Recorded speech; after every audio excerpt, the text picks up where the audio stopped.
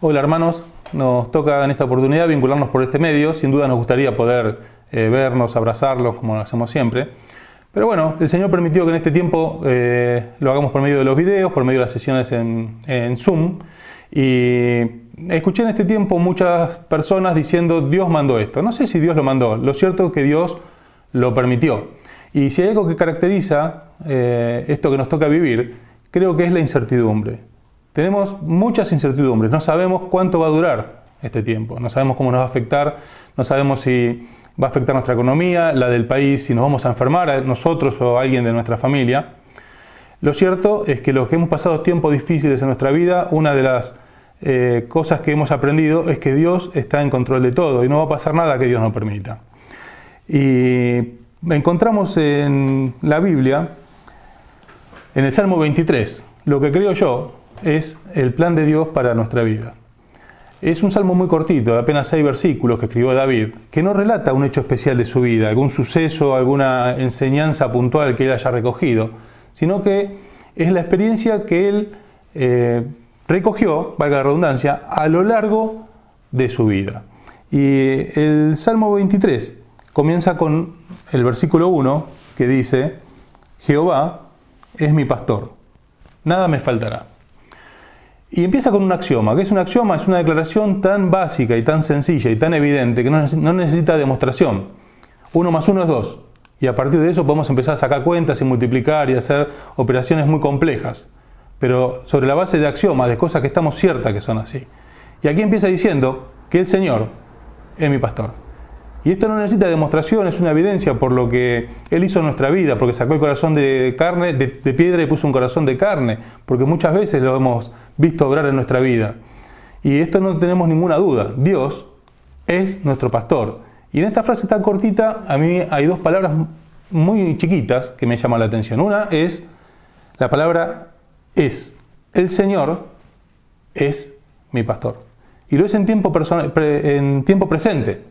Sin duda lo fue cuando nos convertimos, pero también es nuestro pastor en el día de hoy, sea cual sea la circunstancia que nosotros estemos viviendo. Tenemos que saber que hoy Dios es nuestro pastor, ahora lo es. Y la otra palabra es la palabra mí.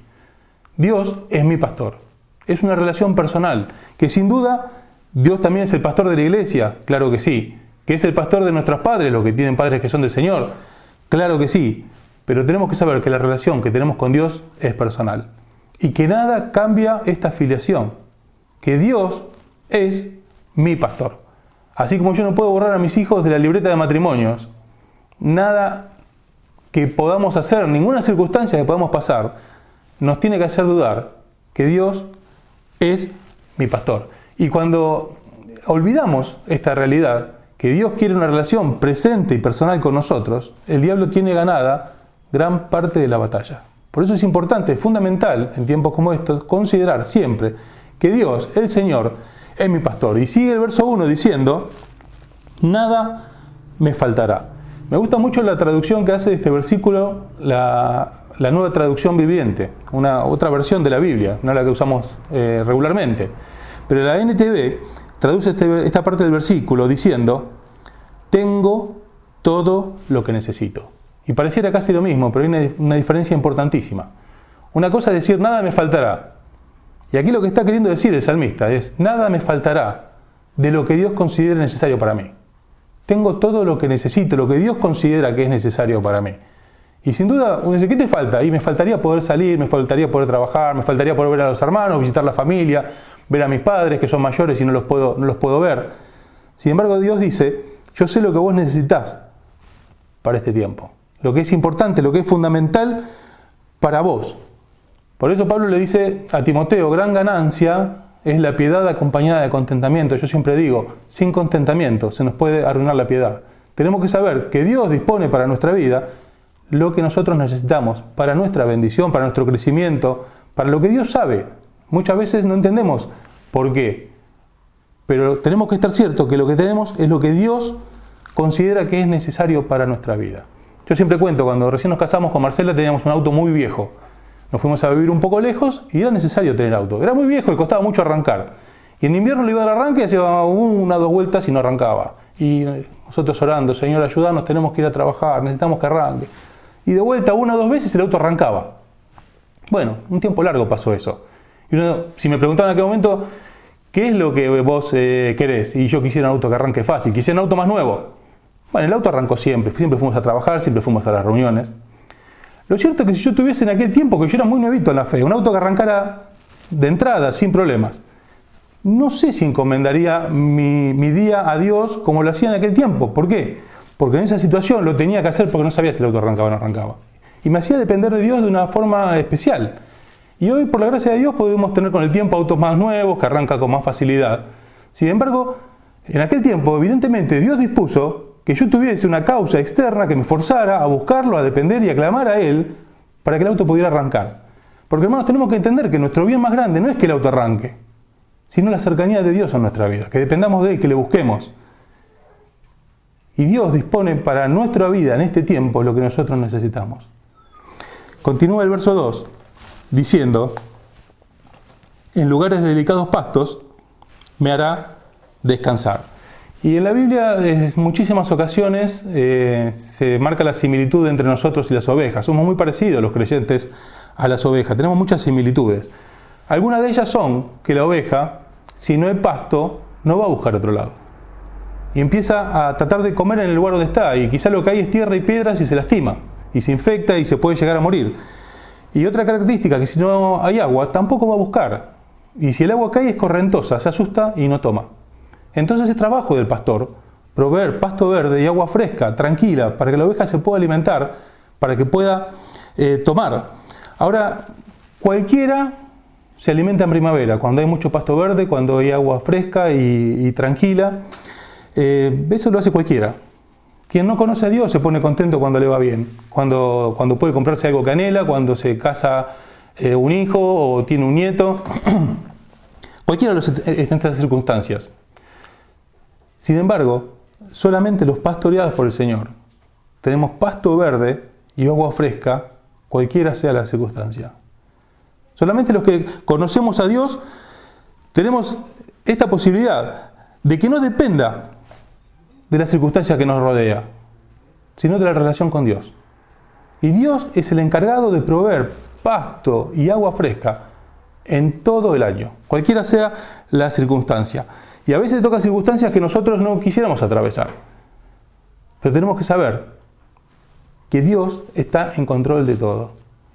Allí el sabio Salomón escribió, vi siervos a caballo y príncipes que andaban como siervos, que andaban a pie. Ahora yo siempre pienso, por más que el siervo esté a caballo, sigue siendo siervo. Por más que el príncipe esté a pie, sigue siendo príncipe. Porque la calidad de príncipe, la filiación, no la da la relación con el caballo, sino la relación con el rey. El príncipe es príncipe no porque tiene un caballo, sino porque es hijo del rey. Y nosotros somos hijos del rey. Y no importa cuál sea la circunstancia, nada cambia nuestra filiación. Somos hijos de Dios. Y dice el verso 3, confortará mi alma, me guiará por sendas de justicia, por amor de su nombre. Dice, confortará mi alma. ¿Qué es lo que promete Dios? Que va a dar gozo. Dios promete que va a dar gozo. Ahora, muchas veces no tenemos en claro qué es lo que significa tener gozo. Y el gozo no es sinónimo de alegría. Lo contrario al gozo no es la tristeza. Lo contrario al gozo es el abatimiento.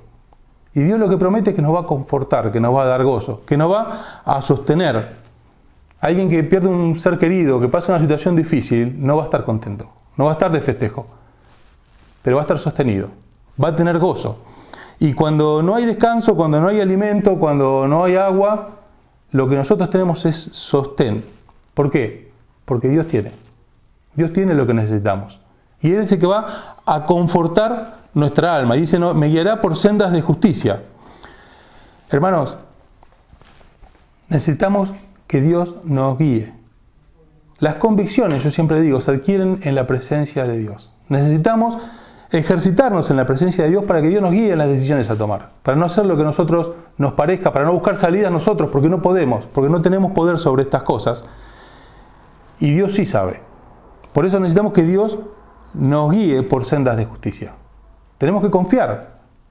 Ahora, sigue el verso 4 diciendo, aunque ande en valle de sombra de muerte, no temeré mal alguno, porque tú estarás conmigo. Y qué notable que el salmista entiende que Dios no le promete no pasar por el valle de sombra de muerte, sino lo que dice es que cuando pase por esa situación, Dios va a estar con él. Dios promete acompañarnos. Hermanos, tenemos que saber que las circunstancias que nos toca vivir a los hijos de Dios no son productos del azar. No tienen que ver con hechos fortuitos que suceden porque sí. Todo lo que le sucede a los hijos de Dios, todo lo que pasa en nuestra vida, tiene que ver con nuestro crecimiento. Todo tiene que ver con nuestra bendición. Todas las cosas que nos suceden tienen que ver con la gloria de Dios. Allí las hermanas de Lázaro le dijeron: Señor, si no te hubieses tardado, nuestro hermano no estaría muerto. Ellas no entendían que no dependía de que el Señor se hubiese tardado o no. La muerte de Lázaro no tenía que ver con Lázaro. La muerte de Lázaro tenía que ver con la gloria de Dios. Y sin duda se iba a manifestar mucho más la gloria de Dios en esa situación, resucitando a Lázaro. Así como la muerte de Juan el Bautista no tiene que ver con Herodes ni con su mujer, sino tenía que ver con la gloria de Dios y con el plan de Dios para su vida. En las catacumbas romanas, las catacumbas eran unos túneles donde mucha gente se escondía y vivía y circulaba, que estaban bajo tierra. Y los cristianos, por las persecuciones que había, muchos vivían en las catacumbas. Y cuando morían los tenían que enterrar ahí, no podían ir a un cementerio. Entonces en unos huecos en la pared ponían a sus muertos. Y en muchísimas de estas tumbas se encontraban grabadas en la piedra una frase que decía: en Cristo, en paz. En Cristo, en paz.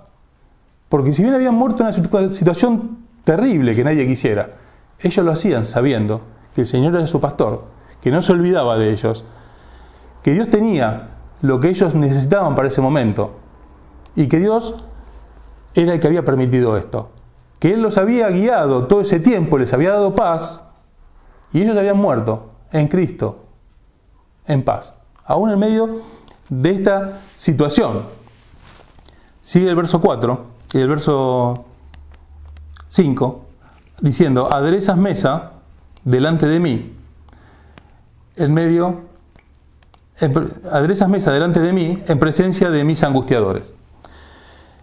Hermanos, tenemos que saber que lo que está diciendo David acá es que estamos a cargo del Señor. Esto a nosotros nos cuesta un poquito entender el contexto de la sociedad de aquel tiempo. Esto tiene que ver mucho con la cortesía oriental y la responsabilidad que tenía un oriental cuando hospedaba a alguien en su casa. Cuando un oriental hospedaba a alguien en su casa, entendía que estaba a cargo de esa persona y era responsable por lo que le pasaba. Y esto lo vemos en el libro de Génesis, cuando Lot recibe en su casa a 2 ángeles. Y allí los hombres perversos de la ciudad de Sodoma, en medio de la noche, van a golpear para ejercer violencia sobre estos varones. Y sale Lot y le dice: no lo hagan, por favor, porque ellos están en mi casa. Ellos son mi responsabilidad, le está queriendo decir. Y es tan fuerte esta responsabilidad que entiende el oriental que tiene con su hospedado, que él incluso llega a ofrecerles a sus hijas, en reemplazo de estos hombres que están bajo su cuidado. Es terrible la imagen, a nosotros no se nos ocurriría nunca esto. Sin embargo, un oriental podía llegar a hacer esto. Y lo que está diciendo David, teniendo esto en mente: el que me hospeda a mí, el que está a cargo mío, el que me prepara mesa, es el Señor. Y hermanos, saber que el Señor está a cargo. El Señor es el responsable de lo que nos pasa a nosotros, nos tiene que traer tranquilidad. El versículo anterior que no terminamos de leer dice: tu vara y tu cayado me infundirán aliento. Hermanos, estas cosas nos tienen que alentar. Dios es el que está a cargo nuestro. Escuchamos por todos lados, en la televisión, en los medios, muchas cuestiones que tienen que ver con la autoayuda. La autoayuda que dice: vos podés. Y acá lo que David está diciendo: yo no puedo, pero el Señor está a cargo. Él es el que me prepara mesa, Él es el que está a cargo mío. Y hermanos, tenemos que tener cuidado con esto, que estas cosas no entren en nuestra cabeza. Porque en un momento Dios le recrimina a su pueblo: me dejaron a mí, fuente de aguas vivas, y cavaron para sí cisternas rotas que no retienen el agua. Hermanos, Dios es el que tiene poder. Nosotros no lo tenemos, no podemos manejar estas cosas. Dios sí. Ahora, mucha gente, bueno, mucha no, pero hay gente que yo escuché decir en este tiempo: no, pero Dios es más poderoso que el virus, esto a nosotros no nos va a llegar. Es una temeridad. Escuché de un pastor en Estados Unidos que, diciendo esto, Dios es más poderoso que un virus, hizo una reunión con muchísima gente, muchos hermanos se enfermaron, E incluso él mismo, hace un par de días, falleció por coronavirus. Sin duda, Dios es más poderoso que el virus. Así como Dios era más poderoso que el Imperio Romano, no hay ninguna duda. Sin embargo, el Señor murió crucificado por el Imperio Romano. Porque el poder de Dios no se manifiesta en la ausencia de sufrimiento, sino en el cumplimiento de sus propósitos. Y podemos estar pasando tiempos donde realmente pasemos circunstancias que no nos gustan. Pero no depende de la fidelidad ni el poder de Dios en que no pasemos esas circunstancias, sino que su propósito se cumpla en nuestra vida. Y tenemos que ser sabios para buscar esto en este tiempo. Y dice el verso 6. Ciertamente, el bien y la misericordia me seguirán todos los días de mi vida, y en la casa del Señor moraré por largos días. Y termina el salmo tan cortito, pero tan profundo, hablando de las certezas que tenemos. Que son certezas acá y son certezas allá. Acá, bueno, hermanos, lo experimentamos, no hace falta que nadie nos cuente. Los hijos de Dios tenemos una posibilidad que ninguna otra religión tiene. Las religiones cuentan lo que creen. Nosotros, los hijos de Dios, podemos dar testimonio de lo que Dios hizo en nuestra vida. Que puso esperanza en nuestra vida, que sacó el corazón de piedra y puso un corazón de carne, que transformó nuestra vida. Y eso, hermanos, nos trae paz. Recordar, Pablo dice, tuvimos sobre nosotros sentencia de muerte, para no confiar en nosotros, sino en el Señor. Y recordar estas cosas nos da paz, nos da seguridad. Y esto nos trae certeza, y tenemos certeza acá y tenemos certeza allá. Yo siempre digo, con lo de acá ya estamos hechos. Si no existiese el futuro, si no existiese el cielo, igual con lo de acá ya estamos hechos. Con lo que Dios nos da en esta vida, al menos yo me doy por pago. Viendo la bendición de Dios en mi vida, en mi familia, en la iglesia, yo me doy por pago. Sin embargo, tenemos también la certeza de que vamos a morar en la casa de Dios por largos días. ¿Qué será estar en aquel lugar, hermanos? Y eso nos espera. Tenemos la certeza que eso nos espera porque Cristo pagó por nuestra salvación al precio de su sangre. Y tenemos la certeza que hemos de estar en aquel lugar que no llegamos a entender. ¿Cómo va a ser? No lo entendemos. Encontramos algunas cositas en la palabra de Dios. Pero no entendemos cómo va a ser que el Señor mismo sea la luz, donde no va a haber ni sol ni luna, porque el Señor mismo va a ser la luz. Donde no va a haber dolor, porque dice allí en Apocalipsis que en aquel tiempo el Señor mismo enjugará nuestras lágrimas. Y el idioma original es mucho más rico que el nuestro. Enjugar significa secar. Sin embargo, la palabra en el original es mucho más profunda. No significa que Dios va a secar nuestras lágrimas. Es la misma palabra que el apóstol usa en Colosenses cuando dice anulando el acta de los decretos que nos era contraria. La palabra que Apocalipsis usa para enjugar, que no, el original no significa secar, es la misma de Colosenses. ¿Qué está queriendo decir?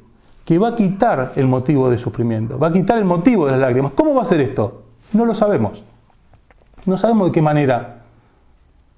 Dice el profeta que las cosas antiguas no van a venir a la memoria. No sabemos cómo va a ser, pero lo cierto es que vamos a vivir en la presencia de Dios. No vamos a tener motivo de tristeza. Ahora, para terminar, tenemos que considerar que si bien este es el plan de Dios para nuestra vida, lo cierto que esto es el plan de Dios en cuanto de Dios dependa. En cuanto de Él depende, esto es lo que quiere para nuestra vida. Ahora, si bien Dios es inmensamente poderoso y nosotros no somos más que una mota de polvo en el universo, nuestra parte es la que decide si este plan va a funcionar o no va a funcionar. Depende de lo que nosotros pongamos, que es muy poquito, que no es 50 y 50, que Dios pone el 50 y nosotros 50. Dios pone el 99,99% y nosotros ponemos muy poquito. Pero que esta parte es determinante para que esto funcione o no funcione. ¿Cuál es nuestra parte? Creer y querer. Creer que esto es así. Esto es la fe, hermanos, y sin fe es imposible agradar a Dios. Tenemos que creer que Dios tiene este poder y que Dios tiene estos planes para nosotros. Y tenemos que querer que así lo haga. Hermanos, decíamos antes que la autoayuda dice, vos podés.